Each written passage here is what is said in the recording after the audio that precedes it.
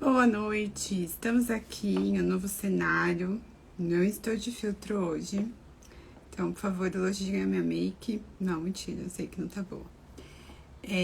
Vamos chegando. Vamos lá explicar porque o motivo da live sozinha hoje, né? Não vai ser uma live para falar da minha história pessoal, da medicina, etc. Toda aquela história de perrengue. Vai ser uma live para falar como médica e como paciente reumatológica, para entender todo o processo, né? Então, toda vez que alguém pergunta por que você fez reumato, né?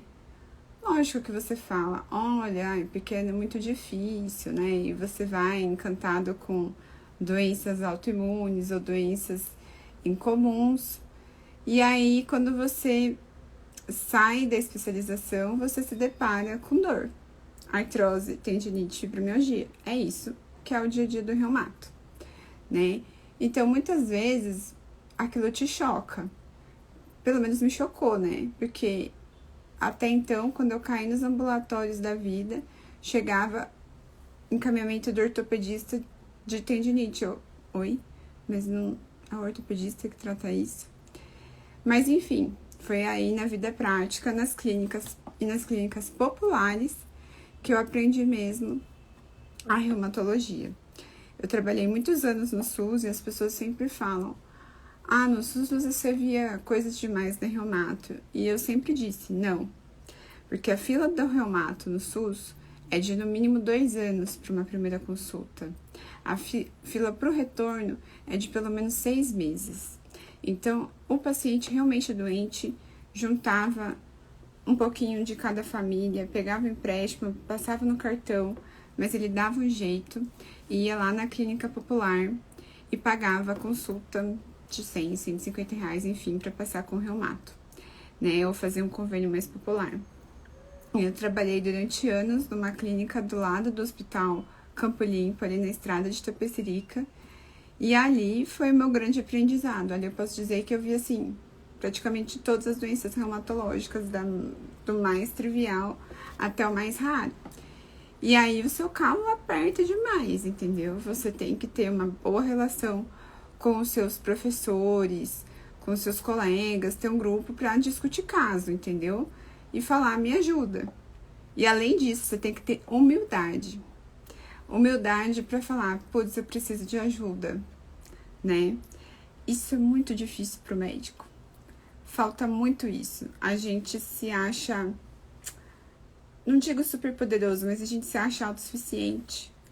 E a gente precisa de ajuda em tudo. Se você tá num plantão no pronto-socorro, você vai precisar da ajuda da enfermeira, do técnico. E se você tá lá no ambulatório e chega um caso apertado, nossa, você vai ter que falar com esse professor, vai ter que falar com um colega de outra especialidade para te ajudar naquilo. E é claro, né? Aí entra a parte da psicologia, né? Tem o outro porquê de eu ter feito reumato. Pra quem não sabe, o meu pai é reumato e eu só conheci, né? Comecei a ter relação com meu pai quando eu tava no 4º ano da faculdade, com 23 anos. Então é claro que inconscientemente ou conscientemente, fazer reumato foi, não digo influenciado por ele, mas foi uma tentativa, de novo, do inconsciente e do consciente, de ter o amor do meu pai, de alguma forma que eu achava que eu não tinha, de ter uma maior proximidade com ele, uma maior intimidade que eu achava que não tinha, entendeu? Foi um jeito inconsciente de eu tentar criar um laço só meu e dele, já que a gente não tinha tido em tantos anos, do tipo, tá, eu sou sua filha reumato igual você, vamos falar sobre isso, né? Então, assim, muita terapia pra ver e aceitar isso, e pra ver que não, que eu amo realmente. Hoje eu vejo que eu amo realmente o que eu faço, né?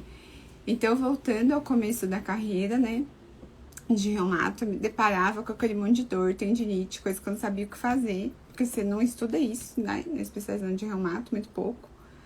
Você aprende que, nada adianta, é exercício, e o paciente, ele não quer que você fale que ele tem que emagrecer e fazer exercício, ele quer uma solução pra dor dele. E você tem que achar ali alguma coisa que amenize a dor dele, entendeu? Você é o médico, você tem que resolver. Então, teve um baque nisso. O baque de atender volume, porque uma coisa é você atender volume de pronto-socorro, pronto atendimento no SUS. E outra coisa é você atender volume de paciente crônico, de paciente que às vezes chega e desaba. Hoje, um paciente que tem uma doença muito grave, você vai levar tempo preenchendo o papel de outro custo, explicando para ele o que ele tem, pedindo exames. E, infelizmente, quando você trabalha em clínica popular, trabalha com convênio pro convênio, eles enchem a sua agenda. Você pede, você implora, pelo amor de Deus, tantos pacientes por hora. E não é assim que funciona. Então, às vezes é mais cheio do que a própria agenda do SUS de especialidade. Se posso falar porque eu trabalhei nos dois lugares. Então, você às vezes acaba comendo bola, acaba passando, às vezes uma coisinha pequena que acontecia, azedava o meu humor. Eu era muito novinha quando eu terminei reumato, loirinha, gordinha. Então, eu me achava, né, uma coisa assim, fofa, né? Os pacientes olham e falam assim, ai, que fofa, né? Então, às vezes eu achava que pra impor o que eu tava falando, eu tinha que ser mais grossa, mais ríspida. Ou eu achava mesmo que eu tinha que impor aquilo que eu estava dizendo. Então, se o paciente falava assim, ai, doutora, eu não tomei o remédio, ele já levava uma esculachada, entendeu? A paciente que com dor, ou não tinha aquele traquejo pra falar, sabe? Eu lembro que eu tentava explicar o que era fibromialgia. E era uma coisa assim, olha, fibromialgia é como se o botão da dor do cérebro tivesse apertado o tempo todo. E os pacientes não entendiam. E as pacientes não sabiam o que era aquilo. A grande virada foi quando a Lady Gaga, no final de 2017, falou que tinha fibromialgia. E aí teve uma reportagem no Fantástico sobre isso. Eu lembro que na segunda-feira após isso, todo mundo que falava que tinha fibromialgia, elas aceitavam. Porque antes era uma briga, ficava assim, sabe? Uma discussão. Não, a senhora tem fibromialgia, o diagnóstico é clínico. Não é possível. Essa dor que eu tenho deve ser um câncer. Me peça aí um PET scan. E aí, em vez de, como hoje, sentar, explicar, entender, né? Eu tentava valer do tipo, a força de eu sou um médico. Então, claro que imaginem, trabalhando anos assim, em grandes volumes, 12 horas todo dia, 6 dias na semana, né, com todos esses embates, e não é só embate, né, eu acho que a gente não tem a preparação psicológica, tanto na faculdade quanto na graduação, para cuidar da gente e para saber como não separar as emoções com o paciente. Não quero dizer que você tem que ser um médico frio, pelo contrário. Mas eu me deixava envolver por coisas que talvez humanamente não tenha como você não se envolver. Mas do tipo, ir visitar paciente que já não era meu e que tinha largado o tratamento, internado no hospital. Ai, faltou mofetil no SUS. Paciente é grave. Pegar, ir lá e comprar um mofetil. Dar telefone pessoal, que é uma coisa que eu faço hoje, mas antes não tinha uma maturidade minha, nem dos pacientes, de mandar mensagem em horários e dias X. Então, aquilo me consumia. Então, eu achava que eu tinha escolhido a especialidade errada, que eu tava no caminho errado e que tudo aquilo era horrível e sugava todas as minhas energias. Então, durante anos, eu me senti assim, deprimida e frustrada. Porque eu achava que eu tinha escolhido errado, porque eu trabalhava demais. E não tem como você trabalhar demais e entregar um bom trabalho, entendeu? Não tem como você atender 36 pacientes, que era a meta do SUS na época. Às vezes era mais. Ou às vezes 50 e poucos pacientes por dia numa clínica popular. E você ser feliz. Você não está entregando um trabalho de qualidade. Não tem como. O atendimento médico bom, além de conhecimento técnico, ele depende de tempo para ter qualidade. E aí, no final de 2019, eu viajei uma semana, Foi assim, uma das viagens da minha vida, porque eu fui pra Itália, fui muito feliz, olha, a terra da minha avó, etc. E já quando eu cheguei com uma dor no pescoço. Eu achava que era torcicolo da viagem. E aí eu comecei a tomar Tadalgesic e não falei pra ninguém. Aí passou 5 dias, meu pescoço eu já não conseguia movimentar. Mas não falei pra ninguém, achei que eu tava tensa, achei que eu tava estressada, porque não fazia sentido que eu tinha voltado de férias. Passei pro anti-inflamatório. E aí quando chegou no sábado, uma semana depois da minha viagem, eu comecei com uma febre. Tipo, eu nunca tenho febre. E uma febre, uma prostração, e eu já não mexi o pescoço. Aí eu pensei, estou com meningite. Fui para o pronto-socorro. No pronto-socorro, a colega que me atendeu, ela virou para mim e falou: que exames você acha que eu devo pedir? Desse jeito, amiguinhos. Mas não na humildade, era no despreparo mesmo. Enfim, tomei um chá de cadeira no pronto-socorro. Tomei, 7 furadas, porque meu acesso é difícil. E aí foram sendo pedidos exames picados, desde sangue, ultrassom de cervical, ATC de crânio, ATC de tórax. Não foi pedido em nenhum momento hemocultura, urocultura, líquor, nada que a gente pode pensar em infecção, etc. E aí eu fui liberada, 6 da manhã, com o médico falando: olha, você tá com citomegalovírus, vá procurar um infecto. Eu já estava muito cansada, estava lá desde as 10 da noite, fui embora, sem olhar meus exames. Eu nunca abro muito sobre essa questão da minha doença, de todo o processo, então tá sendo assim, vai ser um processo de terapia. E aí quando eu cheguei em casa e eu vi a tomo, tinha linfonodo aumentado, aonde se podia imaginar. Desde a ultrassom na cervical, no pulmão tinha suprahilar, tinha axilar, PCR, VHS lá em cima, anemia. Essa história da anemia já era antiga. Todos os exames que eu fazia, não fazia muitos exames. Na faculdade eu não tinha plano de saúde, não conseguia fazer exame pela faculdade. Às vezes eu conseguia fazer exame lá no HC, porque minha mãe é funcionária HC. E sempre tinha uma anemia. E aí as pessoas não tinham médico pra ver, né? E aí eu imaginava, deve ser talassemia, né? Que é um tipo de anemia assintomática. É muito comum de descendentes do povo do Mediterrâneo, né? Beleza. E aí essa anemia piorando. Olha como a gente come bola quando é com a gente. Aí fui pra outro hospital, pra outro pronto-socorro, 2 dias depois, porque eu achei que eu tava entrando em sepse. PCR, VHS estourado, cheio de linfonodo, anemia piorando. Aí ele, não, vamos fazer outra tomo. Aí, tomo de pescoço, cheio de linfonodo. Aí fizeram as culturas negativas. Tá, vai pro infecto. Fui pro infecto. Aí, infecto, aventou a possibilidade, né? Lógico, ela pediu toxoplasmose, citomegalovírus. Tudo isso veio negativo. Tudo que ela pedia vinha negativo. A gente pensou em tuberculose, fiz o IGRA, né, numa tuberculose ganglionar, negativo. Chegou um tempo, assim, que tinha feito todos os exames, ecocardiograma, tudo negativo. E aquele linfonodo lá, aquela febre lá, inapetência. E aí ela falou assim, olha, não tem jeito. Vamos ter que fazer a biópsia. Vou te encaminhar para o cirurgião de cabeça e pescoço. Aí eu, tá. Mas quais são as hipóteses? Aí ela, pode ser sarcoidose, pode ser linfoma, pode ser tuberculose e pode ser alguma doença autoimune, né? No caso, a sarcoidose. E eu juro pra vocês, olha a minha cabeça como era. E olha como as coisas são. Eu saí arrasada, porque ela falou isso assim de uma forma sem traquejo nenhum, e aí eu já comecei a repensar no traquejo que eu tinha que ter para falar com os meus pacientes dali em diante.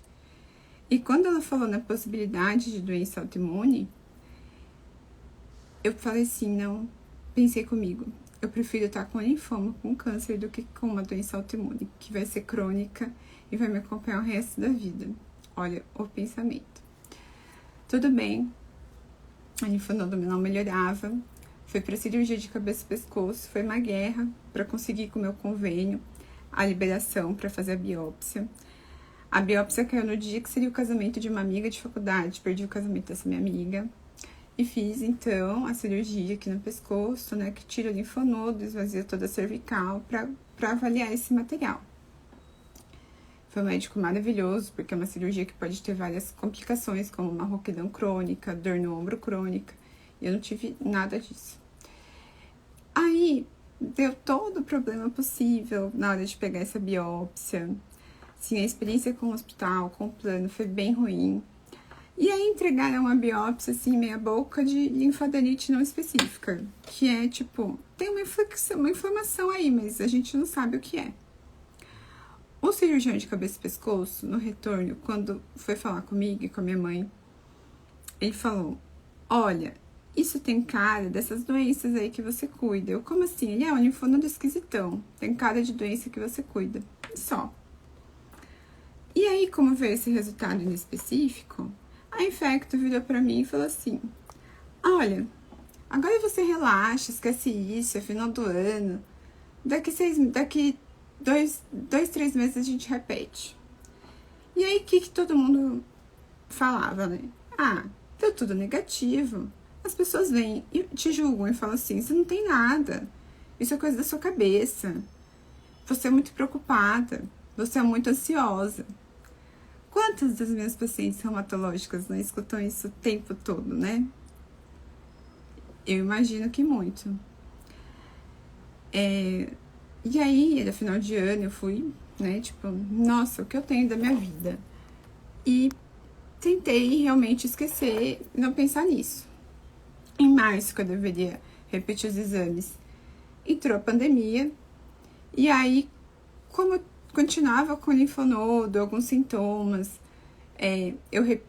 na verdade, quando minha mãe pegou Covid, na época não tinha teste, se fazia tomo de tórax, eu repeti, e ainda tinha linfonodo lá, tinha linfonodo cervical, a parótida já estava atrofiada, aí eu falei, não, preciso ir em algum outro médico. Aí resolvi no hemato, porque eu tinha certeza que era um linfoma, alguma coisa assim. Olha que eu cheguei no hemato, a hemato olhou pra mim e falou assim, foi me examinar. Nossa, quanto livedo que você tem. Livedo é aquela coisa assim que a pele é branca, que fica cheia de veia aparecendo. E esse Renault, que é a mão roxa. Olha que Renault que você tem. Gente, como que eu, reumato, nunca tinha visto que eu tinha Renault e livedo reticular. Como? E eu perguntei para uma amiga minha de infância, que é cardio, que com certeza não está vendo aqui minha live porque ela é desligada. E ela falou assim, Ana, você tem esse Renault desde a adolescência, pai. Tá. Aí a hemato pediu todos os exames, inclusive eu fui no hemato também, porque eu achei que essa anemia era uma talassemia. Ela pediu exames para talassemia. Ela falou, não tem nada de talassemia. Os exames da hemato vieram normais. Aí a hemato falou, você tem que ir para um reumatologista. Aí eu falei, não pode ser. Não pode ser que eu tô comendo bola comigo mesmo. E não pode ser que, assim, olha os pensamentos, né? Me julguem. Não é possível que Deus tá fazendo essa brincadeira comigo. Uma reumato tem uma doença autoimune. Aí fui procurar minha querida professora e contei por cima a minha história. Ela já pegou e já falou o diagnóstico no WhatsApp, assim, é tal coisa. E eu, meu Deus, eu nem sei o que é isso, que é uma doença rara. Aí fui jogar na internet, achei, tipo, 3 artigos, falei, não é possível, eu não tenho isso. Aí marquei consulta com ela, fui, ela pediu mais exames, fizemos mais exames. Ela realmente fechou com esse diagnóstico de doença autoimune. E aí veio o que com certeza vem para todos os meus pacientes. E eu nunca entendi, e eu sempre fui incompreensiva, né, e taxativa com eles. Vem a fase da negação. Vem a fase da negação, porque a doença autoimune é uma coisa que pode acontecer qualquer coisa com você. Pode atacar qualquer lugar, se você tiver em atividade. E você vai ter aquilo para sempre, uma coisa que você vai ter que aprender a conviver. É uma coisa que você além de ter que tomar medicação, de ter que fazer esses exames regulares, de ter que mudar realmente toda a sua vida, você não pode, por exemplo, ai, tô na roleta russa, se engravidei, engravidou. Não, não é assim que o barco toca, por exemplo, né? Então te tira a autonomia de muita coisa. Tudo bem, aí vem todo aquele drama, aí você vira pro seu companheiro e fala, né? Procure outra pessoa, eu serei uma pessoa doente para sempre. Aí fui falar, né, com mãe, etc, sobre o diagnóstico, pessoas próximas. Aí todo mundo falava a mesma coisa. Não, isso aí, ó, nunca ouvi falar. Isso é muito raro, não tem nada a ver isso aí não. Isso aí é você que tá estressada. É sempre esse discurso. Você que está estressada. E aí eu comprava isso, falava, eu que tô estressada. Acho que eu tô estressada com a minha especialidade, com o meu trabalho. Deve ser isso que tá causando tudo isso. O diagnóstico foi em agosto. Não aderi ao tratamento. E a minha médica tá aqui me ouvindo. Tentei esquecer isso. Em setembro, eu peguei Covid, só que ainda estava na fase que o povo olhava primeiro o pulmão, né? E como não teve manifestação pulmonar, você falou, você não tem nada. E aí, quando eu comecei a ter a frequência cardíaca baixa pela miocardite, pelo Covid que eu fiz, né? Puta azar, mas já vamos chegar nisso, que não é azar não, tem a ver com a doença autoimune. Quando eu apaguei pela primeira vez, que eu apaguei, mas não conseguia falar, etc., a primeira coisa que eu pensei foi, puta merda, é a doença autoimune. Ai, desculpa, gente, falei palavrão. É a doença autoimune e rompeu algum vaso aqui e agora é assim que eu morro, entendeu? E a vida passou pela minha frente. E aí eu fui internada por essa questão da desautonomia do Covid, né? Tipo, eu não conseguia ficar em pé, minha frequência cardíaca ficava muito baixa, eu desmaiava. E aí, nesses dias internada, eu não pensei que eu ia morrer. Isso em setembro de 2020, no primeiro Covid. A única coisa que eu pensava é, eu preciso mudar de vida.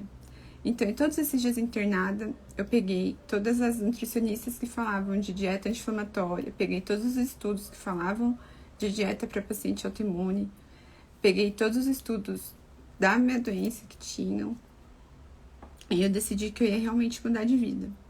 Então, eu saí, assim, do hospital, cozinhando a minha comida, porque eu ainda ficava dias em casa, tomando vários suplementos vitamínicos, os remédios que a Reumato prescreveu, né? E começando atividade física, começando realmente uma mudança de vida, tá? Mas aí ficou uma insegurança muito grande depois disso, né? Insegurança do Covid grave, insegurança de, é uma doença autoimune. E agora, o que eu vou fazer? E aí você entra em parafusinho, né? E aí eu tinha um emprego bom, estável na época, que eu dava, assim, tudo de mim nele. Mas eu não conseguia continuar ali, até porque eu tinha que pegar a estrada, eu tinha medo de apagar de novo, de acontecer alguma coisa. Acabei saindo. Como a gente tava no pico do Covid, eu fui pro front. Fui dar plantão, né? Naquela época a gente achava que pegava Covid uma vez só, não tinha vacina. E fui. E voltei da plantão, de urgência e emergência. E aí tentei montar o consultório a primeira vez, né? E atender só os pacientes de consultório. Mas ainda, eu não tinha entendido ainda o que eu amava na reumatologia, como eu amava, que aquilo era minha missão. E nem tinha aceitado que eu era uma paciente reumatológica. Então não deu certo. Eu decidi que eu ia ficar só com os plantões do Covid, porque a gente não tinha a menor perspectiva de vacina, de melhora, de pandemia indo embora e nada. E assim foi. Durante um ano e tralalá. E nisso, cuidando da minha doença, dieta anti-inflamatória, perdi muito peso, né? Mudei estilo de vida. Mas dava plantão à noite, que também ferrava tudo com o organismo, né? Então não adiantava, né? Ficava também uma coisa estressante, porque eu dava muito plantão na sala de emergência. Então eu tava assim, sobre constante estresse. Mas eu achava que aquilo me estressava menos. Por quê? O que eu achava que me estressava mais era essa responsabilidade que eu pegava do paciente sobre mim. Né? Eu abraçava o paciente, dava uma abertura como se ele fosse meu filho. Só que aí eu era uma mãe que rejeitava o filho. Então não dava certo. Aí no final do ano passado, a minha antiga chefe de um convênio bem famoso pediu para eu voltar. Só que aí por problemas, né, que aconteceram nesse convênio. Eu acabei saindo em abril, março. E aí eu voltei para o ambulatório do SUS de reumato. Voltei para ficar pensando mesmo em academicismo, de não, eu vou ficar no SUS mesmo, é o que eu gosto, vou fazer um trabalho de dor, etc. E aí eu peguei o segundo Covid em junho, com 4 vacinas. E eu tive um Covid mais grave que o primeiro. Eu realmente, dessa vez, quando eu fui internada, eu realmente achei que eu fosse morrer. Tanto que eu peguei, assim, mandei mensagem pra todas as pessoas que estavam sem falar comigo, desafetos, entendeu? Pedindo perdão, porque eu não queria morrer com pessoas com raiva de mim. E aí eu entrei num parafusão. Eu virei pro Douglas e falei, olha, se você quiser ficar aqui em São Paulo, porque é seu trabalho, tudo bem, mas eu vou embora. Eu vou embora porque, tipo, eu não vou morrer por causa de um vírus. Eu me recuso, eu tô reclusa, tô fazendo tudo certinho.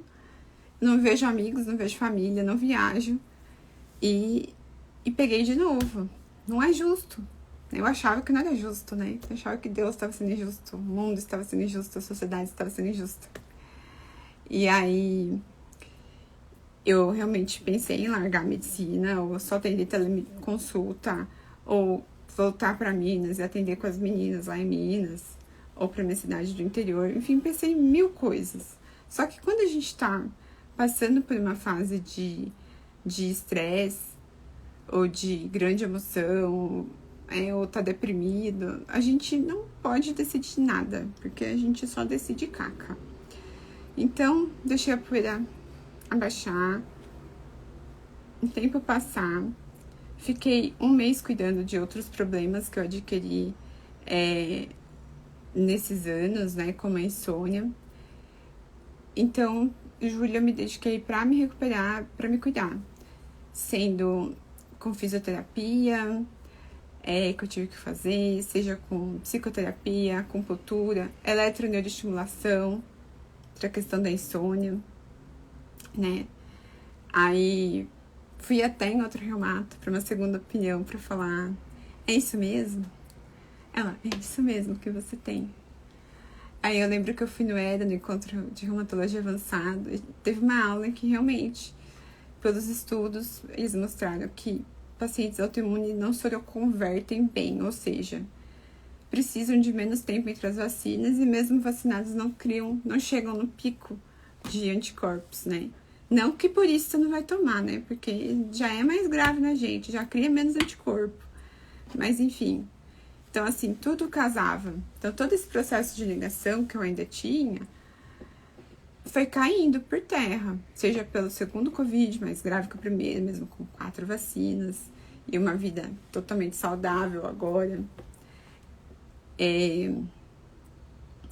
E outras questões que eu fui aceitando também, que eu não aceitava. Não aceitava que eu tenho insônia porque eu sou ansiosa, né? Coisas assim, a gente nunca aceita, né? Então, esse tempo, esse 1 mês que eu fiquei como paciente, sendo cuidada, me cuidando e me autocuidando, mudou muita coisa. Então, vocês viram que eu voltei pro Instagram, eu voltei a fazer as minhas postagens, fiz os vídeos, as fotos. E aí, eu comecei a encarar de uma maneira completamente diferente, né? Hoje, como eu trabalho? Hoje, eu alugo uma sala para ficar com bastante horário disponível para os pacientes. Mas eu tenho parceiros, amigos, que têm consultório deles já instaurados e que quando aparece algum paciente com indicação reumatológica, eles me chamam. E quando eu voltei agora, eu voltei completamente diferente. É claro que esse segundo Covid deixou muitas sequelas. A minha fala é lentificada, todo o meu processo é lentificado. Então, um paciente que antes eu atenderia, eu gasto hoje para atender 1 hora, 1h30, 2 horas um paciente. A diferença é que me satisfaz completamente. Hoje eu consigo falar de tudo com o paciente, sobre a vida dele, eu consigo examinar ele de baixo acima, acima embaixo. Se tem alguma coisa para infiltrar, eu já infiltro. É uma coisa resolutiva. Por quê?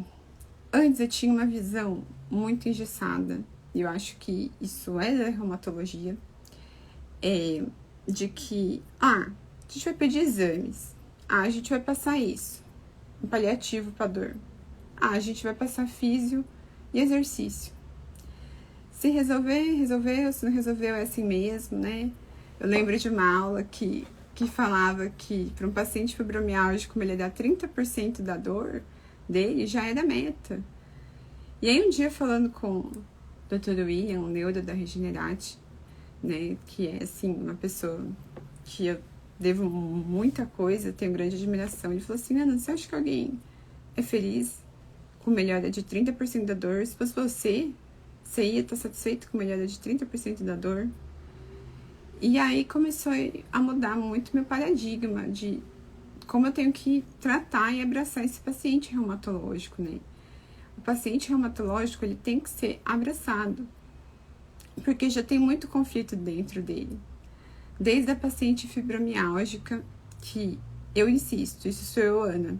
Talvez um dia seja minha tese de mestrado ou doutorado, mas para mim o gatilho para fibro é um trauma. Algum tipo de estresse, um trauma muito grande, né? Não quer dizer que seja psicológico, pelo contrário, é uma questão neurológica, de neurotransmissor. Você passa por um trauma e aquilo ali muda o mecanismo ali no cérebro, em alguma área, em algum neurotransmissor, e você desenvolve a doença. E então, já é um paciente que fica mais deprimido, porque a dor deprime, a dor tira o sono, a dor afeta o relacionamento amoroso dela, o relacionamento família, o relacionamento no trabalho. As pessoas duvidam do que ela tem, então as pessoas acham ela fraca, as pessoas julgam ela como quem tá fazendo corpo mole. E aliás, isso não só na fibromialgia, que é uma doença reumatológica, mas não é autoimune. Isso em todas as doenças autoimunes. A fadiga é uma coisa presente na maioria das doenças autoimunes. E você não tem um tratamento para fadiga. As pessoas falam, tratamento para fadiga é exercício físico. Tem uns protocolos na físio muito legais para fadiga, com a mantinha, oxigênio, o ELIB, que é o laser. Mas é muito difícil você melhorar da fadiga, você ter aquele levante assim, ó, que te pega de lá de baixo e te impulsiona. Então, você vai ser, sim, mas eu não gosto dessa palavra. Não é frágil, mas vai ser mais difícil para você ter uma produtividade 100% todo dia, acordar bem todo dia, conseguir desempenhar suas funções todo dia. E tem dia que você só quer ficar deitado na sua cama e virar um bolinho, porque você não tem forças naquele momento para continuar. E aí você precisa arranjar força de algum lugar. Então, eu só fui entender tudo isso quando eu passei por tudo isso. Então, além de reumato, eu sou paciente reumatológica. Outro dia eu estava fazendo uma live sobre fibromialgia para o canal da Regenerate. E aí algum telespectador comentou: nossa, parece que ela tem a doença, que ela sabe o que eu tô sentindo. E sim, né, de algum modo, né, não foi um castigo de Deus tudo isso que aconteceu comigo. Foi para que eu aprendesse e entendesse o que os meus pacientes sentiam, para eu tratá-los melhor, para eu realmente abraçá-los, não dessa vez como uma mãe que pega e rejeita, mas como uma amiga, né? Além de médica, uma amiga. Alguém que vai ajudar a guiar por esse processo e que vai fazer de tudo para que ele melhore, né? Então, apesar de tudo e de toda a revolta, acho que foi preciso passar por isso para entender que eu fiz porque essa era a minha missão. E hoje eu posso dizer que eu amo o que eu faço. Eu amo receber o paciente, conversar com ele, tocar nele, infiltrar. Tô a rainha da infiltração, gente. Bobeou, eu tô agulhando. Pra fazer tudo pra melhorar a dor dele, né? Então, realmente, lutar por esse paciente, por essa melhora, né? Na imersão que teve da Thalita Dalbó, eu cheguei à conclusão, porque antes eu ficava me perguntando muito sobre o propósito de tudo isso e qual era o meu propósito. E lá eu vi que o meu propósito é esse, é ajudar pessoas com dor. Principalmente, quem são as pessoas mais afetadas por dor? As mulheres. Quem são as pessoas mais afetadas por doença autoimune, doença reumatológica? As mulheres. E isso não é uma coisa de, estou levantando uma bandeira feminista. Não, a gente está falando aqui, de taxa demográfica, de percentual. Percentual são as mulheres, são elas o público que eu quero trabalhar. A mulher, meia idade, que tem dor, tem as jovens também que tem, as que estão enfrentando esse problema, para pegar na mão e falar, vamos junto. Então, assim, a satisfação de fazer não é a satisfação de fazer o que você ama, porque às vezes você tá fazendo o que você ama, mas num lugar totalmente caótico, com 7 pacientes por hora. Então, você tá fazendo o que você ama, mas você tá odiando o seu trabalho, você tá se odiando por estar fazendo aquilo, por estar tratando mal as pessoas para conseguir ir mais rápido. É você fazer com amor. Então, eu recebo o paciente, a sala tá cheirosinha, tem café, tem chá, Nesse mês eu mandei fazer os browniezinhos saudáveis, sem açúcar, sem lactose, e que são delicinha. Então ele vai, ele leva. Teve paciente que virou pra mim e falou, nossa, eu nunca comi um brownie na vida. Aí você pensa, nossa, e eu como com as minhas amigas brownie, assim, naquela fossa, a dar com pau, né? E esse mês vai ser cheirinho, vai ser creminho de mão e alquinho de mão, gel, os mimosinhos do consultório. Então, isso faz toda a diferença. Você dá seu telefone, você atender a pessoa, faz toda a diferença. Não quer dizer que você tem que ser escravo do seu celular e ficar 24 horas à disposição dele. Mas você olhar o outro como um semelhante, igual ao seu. Você sair daquela escada, eu sou médico, eu sou superior, e você ir para igualdade, né? Eu sou igual a você. Então, eu encontrei a minha missão nisso, eu encontrei o meu amor na reumato e principalmente na dor. Eu vejo que muitos colegas reumatos olham e falam, ai, mas é uma fibro, ai, mas não sei o quê. Eu falo, gente, tá bom, fiquem com as autoimunes, mandem as fibras pra mim, mandem as dores pra mim, adoro, entendeu?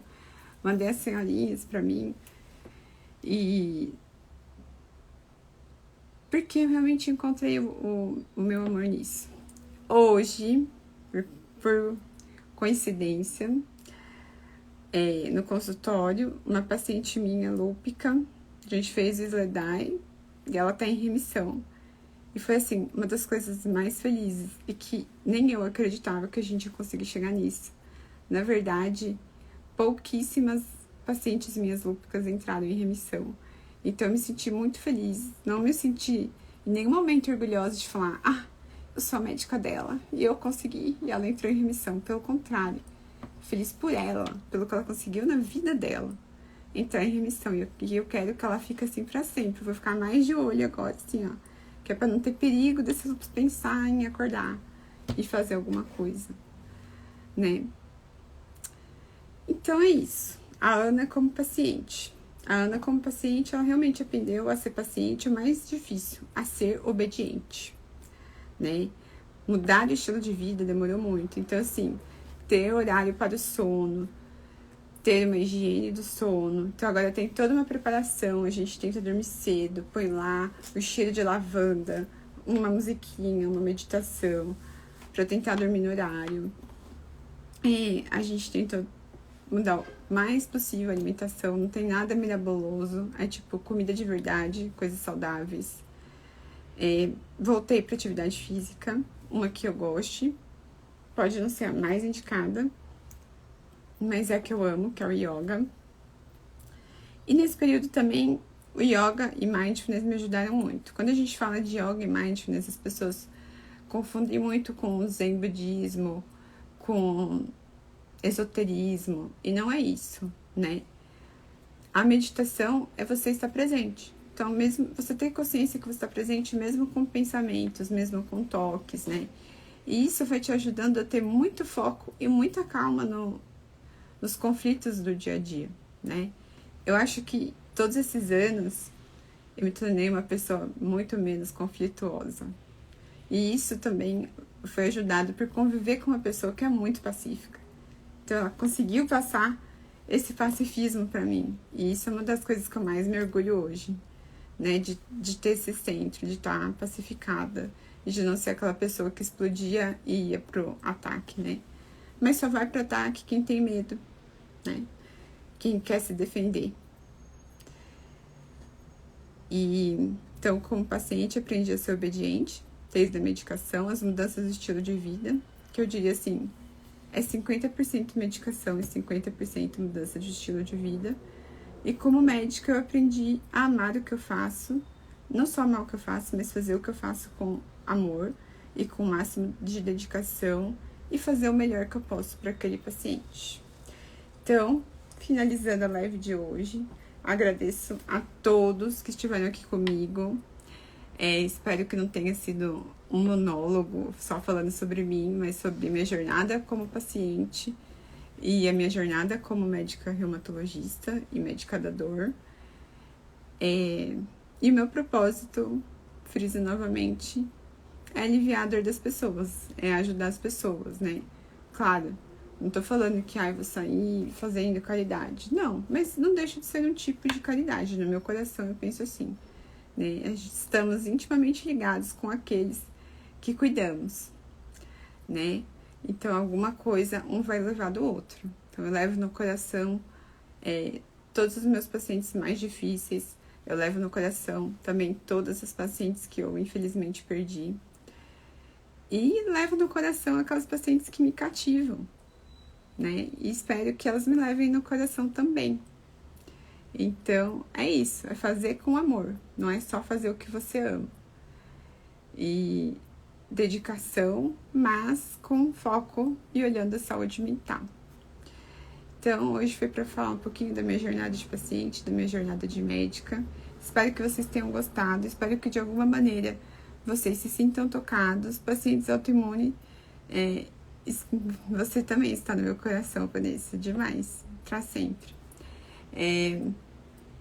Espero que vocês não sigam o meu mau exemplo no começo de negação, de não vou tomar remédio, sou rebeldona. Ouçam o que o médico falar. E se você não teve empatia, não sente firmeza, vai em 1, vai em 2, vai em 3. Mas procure saber sobre aquele médico que tá ali te tratando, te diagnosticando. Você tem que confiar nele e garra na mão dele, porque ele vai estar com você para sempre.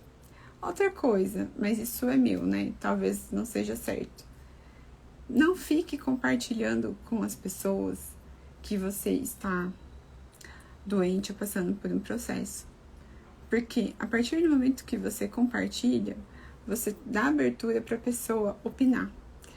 E a maioria das opiniões vão ser negativas. Vão ser do tipo, mas você tá bem, você não tem nada, isso é coisa da sua cabeça, isso é falta de Deus no coração. Isso vai te deixar pior. Então, assim, se você tiver que compartilhar, compartilha com as pessoas mais importantes da sua vida, que de alguma maneira tem que saber, até para te ajudar nisso. O resto, guarda. Se aceita, mas guarda. Porque as pessoas não estão preparadas, elas não sabem sobre as doenças reumatológicas, elas não estão preparadas para lidar com isso ainda. Né? Quem sabe nós, pacientes, vindo e falando e mostrando, junto com os médicos, possamos mudar esse estigma. Então, muito obrigada por todos que me assistiram até aqui e uma boa noite para vocês. Nas próximas semanas teremos convidadas maravilhosas. Semana que vem a live é na segunda, com a Valerie, que é uma psicóloga de origem venezuelana, radicada nos Estados Unidos. E na outra semana, no dia 4, é com a Alcione, que é uma negra empoderada, líder, nata, há anos na indústria farmacêutica, com vários projetos sociais. Então, o propósito também da Mulheres que Inspiram está sendo cumprido, que é mostrar diferentes mulheres de diferentes áreas, classes sociais, perfis, etnias, para mostrar que é difícil, o caminho é difícil, o processo é difícil, mas a gente pode chegar lá. Uma boa noite para vocês e obrigada por terem acompanhado a live.